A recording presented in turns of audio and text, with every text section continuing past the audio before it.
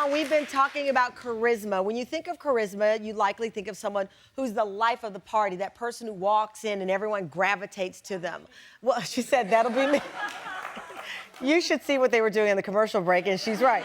So, author and charisma coach Michaela Chung is challenging that concept with a term coined quiet charisma in her book, The Irresistible Introvert. Harness the power of quiet charisma in a loud world. Tam Fam, please welcome her to our studio, Michaela Chung. Michaela, thank you so much for joining us. First of all, when the team, I have to be honest, my producers brought you to me and they said, your book, and they said, this is a great, and I said, I'm so into it because quiet charisma, you write, is a calm, grounded confidence that's all about presence rather than being the loudest person in the room. That is completely the opposite, I think, of what most people believe charisma is.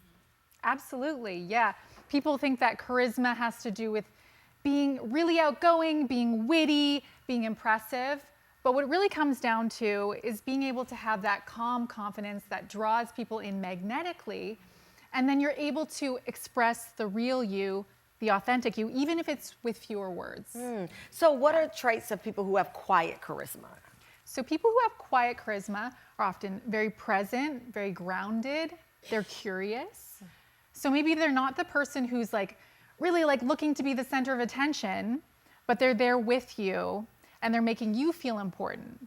They're making you feel seen. Okay, before writing The Irresistible Introvert, you started your blog, Introvert Spring. And you give one-on-one advice. I think 100,000 people follow and get advice. But this moment in New Zealand, something happened there that changed how you process and present advice. Yeah, so often great things come from painful experiences. And this was one of those for sure. So I was traveling in New Zealand. I was traveling on my own, and then I met a group of travelers and decided to, sightsee with them. I spent the whole day with them, and then the night as well. We went out to a hookah lounge and to a party dancing. So you had fun. So we were having a great time in theory. Oh. But about halfway through the day, I realized, okay, my energy levels are getting lower. And I think I need to be alone. But at the time, I didn't really have the tools to express that.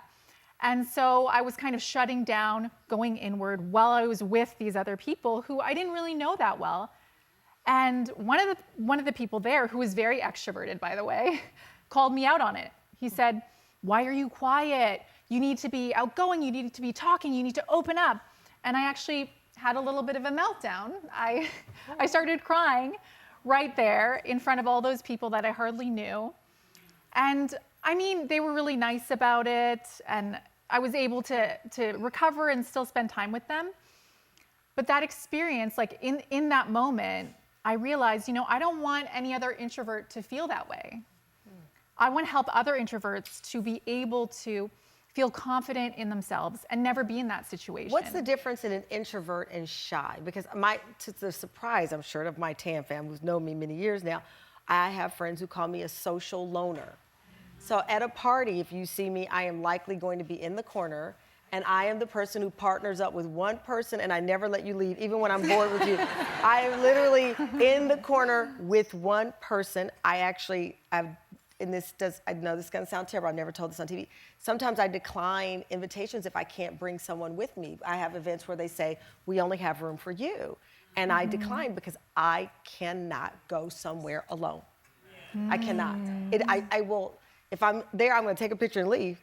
If you want me to stay, I have to, and the parties where they have your +1 sit somewhere else, I have gone and changed people's nameplates so that the person who came with me is sitting next to me because I can't do it. So what's the difference in introvert and shy? So shyness has to do with fear. So fear of social interactions, fear of maybe public speaking, whereas introversion has to do with where you get your energy. So introverts get our energy from being alone. We need that time to recharge because we become overstimulated in stimulating environments, like being in big groups. New York City, a very busy place with lots of loud noises. So a shy person fears, an introverted person just wants to be alone. Is that the The nuance? Needs time alone to Needs recharge. time alone to yeah, recharge. absolutely. Okay, and well, so we're both gonna extroverts and introverts can be shy. Oh, really? Yeah. I'm digging into this. Coming up, whatever type of personality you have, Michaela's going to show us some steps to take to boost our charisma. We'll be right back. Okay, welcome back. We're back with author and charisma coach Michaela Chung, whose classes have garnered rave reviews. Michaela's going to show us some simple things that we can do to activate and boost our Riz. It is summertime. You're going to be out a lot of cookouts, a lot of parties. You want to have your Riz on 10. Okay, so first up, there's something called word association exercise. What does this help with? So this is something to help you to make quicker associations because conversations Okay. are all about making quick associations. Okay. So we're going to just choose a word.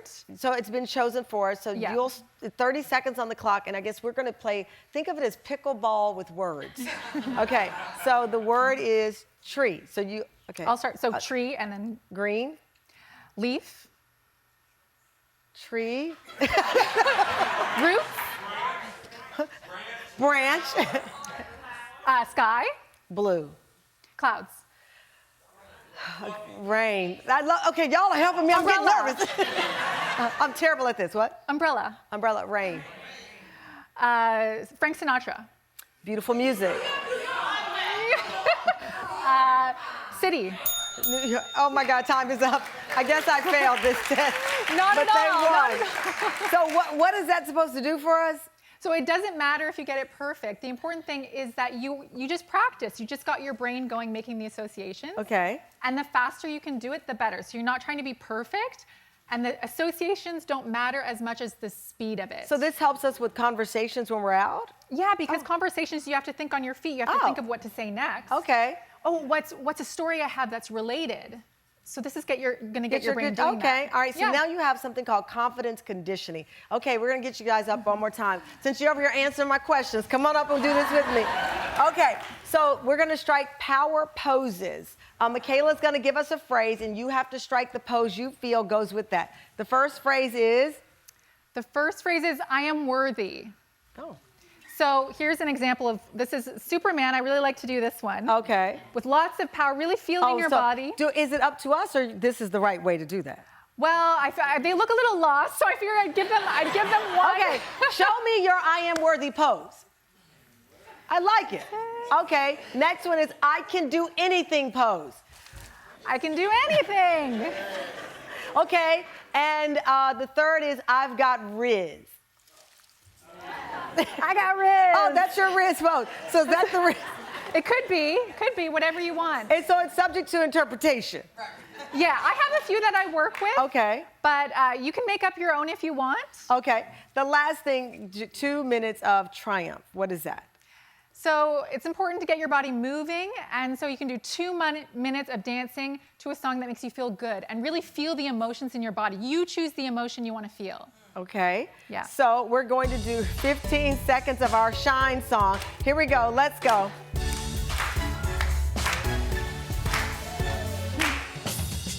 Okay, feeling good? Oh. Michaela went into a whole PM version of our show. Give it up for Michaela, the irresistible introvert.